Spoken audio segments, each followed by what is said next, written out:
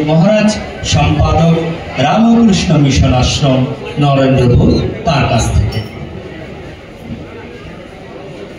ओम नमः श्री यतिराजाय विवेकानंद सूरये सच्चित् सुख स्वरूपाय स्वामिने तापहारिणे। Revered Swami Balabhadrananda Ji Maharaj to say a few words of benediction on this occasion.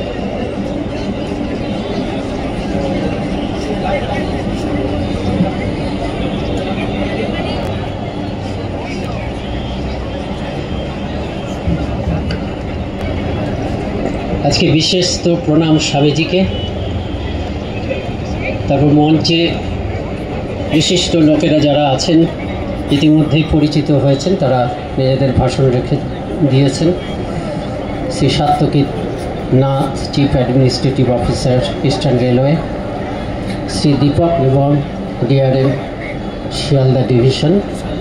আমরা সবসময় সেই 128 বছর ধরেই ইস্টার্ন রেলওয়ের সহযোগিতা, শ্রদ্ধা স্বামীজির প্রতি আমরা আবার দেখলাম। এবং police commissioner, GM eastern railway, তারা তাদের সকলকে আন্তরিক ধন্যবাদ। পূজনীয় মহারাজ এখানে রয়েছেন, আমার থেকে বয়োজ্যেষ্ঠ সুপর্ণজি, তাকে প্রণাম। অন্যান্যদের শ্রদ্ধা, সন্ন্যাসিনী মাতাজিদের শ্রদ্ধা, যারা আছেন প্রত্যেককেই প্রীতি শুভেচ্ছা। আজকের এই দিনটি স্বামী বিবেকানন্দ ওরা বলেছেন, স্বামী বিবেকানন্দের মাঝে মাঝে আত্মদর্শন হতো, বিভিন্ন বিভিন্ন উপলব্ধির বিভিন্ন স্তরে থাকতেন। তো একদিন তিনি বললেন যে তোমরা বুঝতে পারছো না, আমি এবার, তার ভাই মহেন্দ্রনাথ দত্ত ছিলেন, তো এটা হচ্ছে দ্বিতীয়বার, স্বামীজি দুবার আমেরিকায় ছিলেন। তা তিনি বলছেন, you don't understand me, so much power I never brought before, বলে এতটা শক্তি নিয়ে আমি কখনো কিন্তু এর আগে আসিনি। This time I will leave the world turned upside down, এবার আমি কি করব, জগৎটাকে ওলটপালট করে দেব একেবারে, surely in the positive sense. বলে এত শক্তি তিনি অনুভব করছেন যে জগৎটাকে আমি ওলটপালট করে দেব। তো আমেরিকাতে যখন ছিলেন তখনও মাঝে মাঝে তিনি এই শক্তি অনুভব করতেন এবং অন্যেরা অনুভব করত। যেমন তার গুরু ভাই ছিলেন স্বামী তুরীয়ানন্দজি, সাত্যকীবাবু, তা তিনিও দ্বিতীয়বার তার সঙ্গে আমেরিকায় গিয়েছিলেন। স্বামী বিবেকানন্দ ডেট্রয়েট শহরে আছেন এবং তার কাছে অনেক লোক আসছে। এবং স্বামী তুরীয়ানন্দজি তিনিও ভারতের ধর্ম প্রচার করছেন, বেদান্ত প্রচার করছেন অন্যান্য জায়গায়, স্বামীজি নিয়ে গেছেন। তিনি বাইরের জায়গার থেকে সেই শহরে ঢুকছেন। তিনি যোগী মানুষ, তিনি বলছেন পরে যে আমি অনুভব করতে পারছি যে গোটা ডেট্রয়েট শহরের সমস্ত মানুষের চিন্তার স্তরটা স্বামীজি ওপরে তুলে রেখেছেন। তো সেই মানুষটি সত্যি সত্যি, এটা শ্রী অরবিন্দ বলছেন যে তিনি গোটা জগৎটাকে, এই পৃথিবীটাকে একটা হাতের মধ্যে ধরে যেন এটাকে ওলট পালট করেন। গোয়িং ফোর্থ, এটা শ্রী অরবিন্দের কথা, যে বিরাট মহাপুরুষ, আধ্যাত্মিক মহাপুরুষ, যে তিনি বলছেন the going forth of Vivekananda is the first visible sign that India is awake. He is awake not only to survive but also to conquer. এই যে গেলেন, পাশ্চাত্যে গিয়েছিলেন, গিয়ে যে ফিরে এলেন, এটাই কিন্তু প্রথম ভারতের নবজাগরণের সুস্পষ্ট চিহ্ন।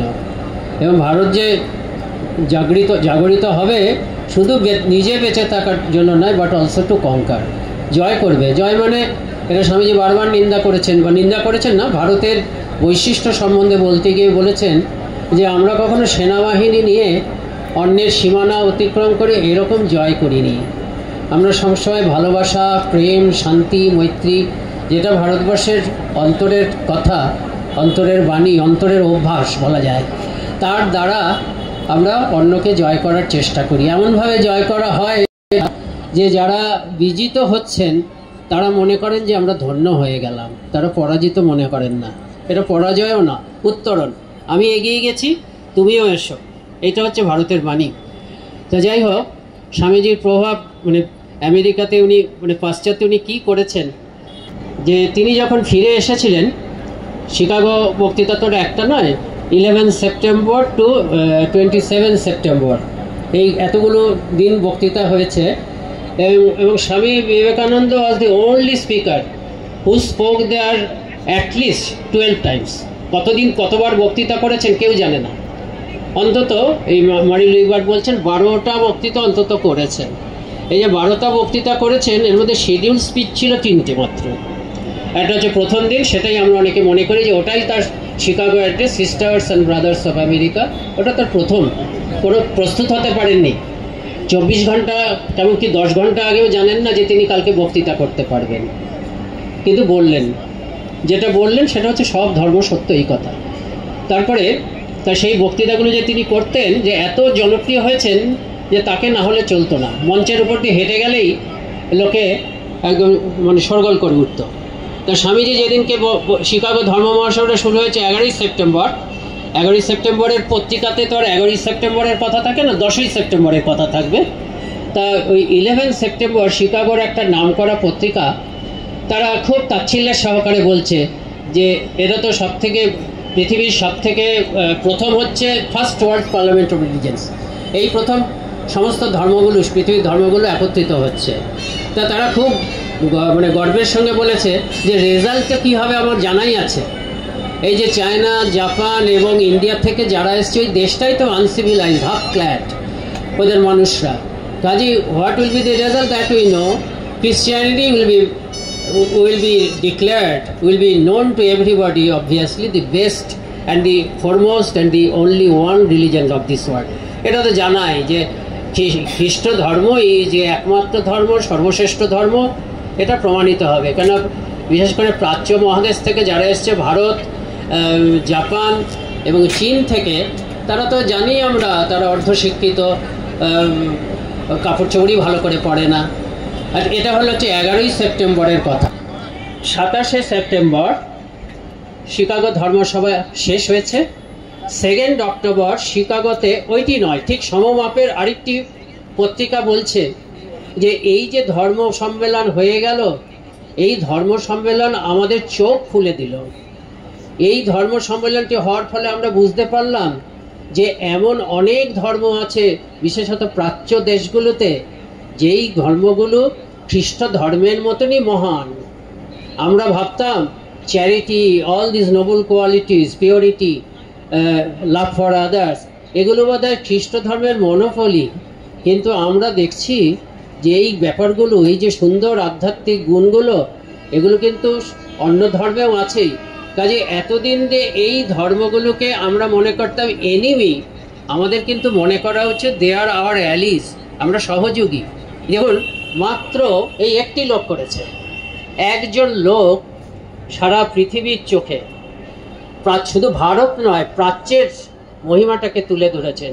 যার জন্য স্বামীজি এই ফিরে আসার আগেই, শিকাগো ধর্ম মহাসভা হয়ে যাওয়ার 1 বছর পর 1894 খ্রিস্টাব্দে কলকাতার অমৃতবাজার পত্রিকা লিখেছিল যে he has done much more to elevate the nation in the estimation of the world than what has hitherto been done by all our political leaders put together. স্বামীজির সম্বন্ধে বলছেন, তিনি কি করেছেন, তিনি একা সারা পৃথিবীর সামনে ভারতবর্ষের মর্যাদাটাকে এত উচ্চে উন্নীত করে দিয়েছেন যে এতদিন ধরে আমাদের সমস্ত রাজনৈতিক নেতারা একযোগেও সেটা করতে পারেনি। কাজেই এই কাজটি তিনি করেছেন। এই জন্য স্বামীজির ভারত প্রত্যাবর্তন এটি নবজাগরণের সৃষ্টি করেছিল। রোমারোলা ফরাসি সাহিত্যিক, যাকে রবীন্দ্রনাথ ঠাকুর নিজে যেচে বলেছেন যে if you want to know India study Vivekananda, সেই রোমারোলা পরে স্বামীজির সম্বন্ধে একটা অদ্ভুত জীবনী লিখেছিলেন। সেই জীবনীতে তিনি লিখছেন, এই যে স্বামী বিবেকানন্দ ভারতবর্ষে ফিরে এলেন আমেরিকাতে যাওয়ার আগেও তিনি ভারত পরিক্রমা করেছেন, কিন্তু তাকে কেউ বেশি লোক চিনত না। যেখানে যেতেন সেখানে তিনি সূর্যের মতন প্রকাশিত হতেন, কিন্তু আপামর ভারতবর্ষ তো চিনত না। কাজেই তখন তিনি ভিখারির মতন যেন পরিব্রাজক হয়ে ঘুরে বেরিয়েছেন, কিন্তু এবার যে ফিরে এলেন, এবার সত্যি সত্যি বিজয়ী সম্রাটের মতন সারা ভারতবর্ষ ঘুরলেন এবং বক্তৃতা করলেন।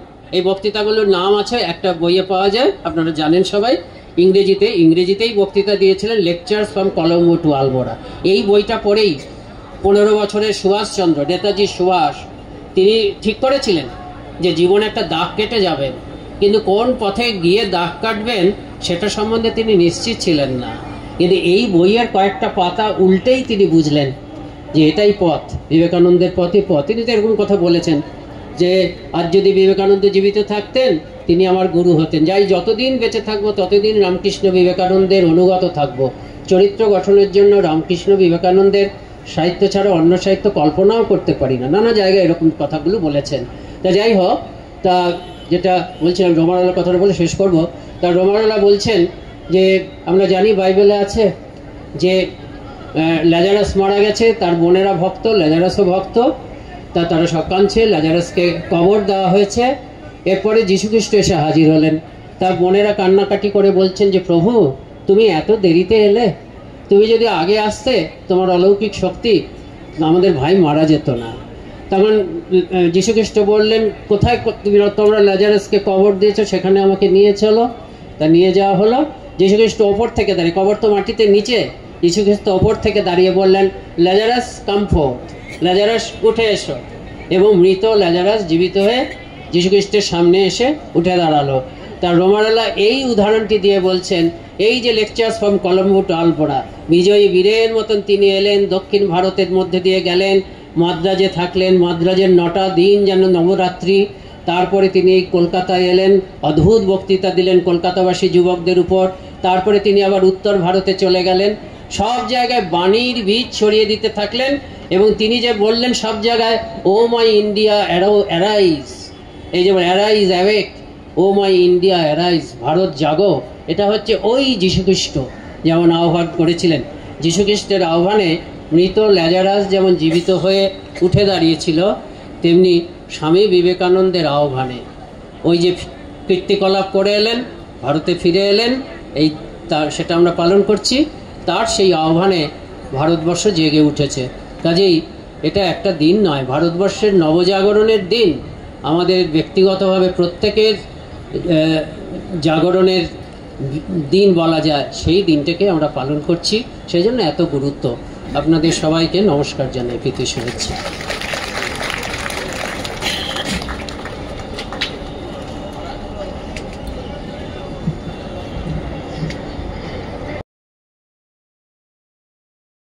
সম্বন্ধে বলবেন, জয়ধ্বনি দিন। জয় স্বামীজি মহারাজ জি কি, জয় স্বামীজি মহারাজ জি কি, জয় স্বামীজি মহারাজ জি কি জয়। এবার কয়েকটি প্রয়োজনীয় ঘোষণা আছে।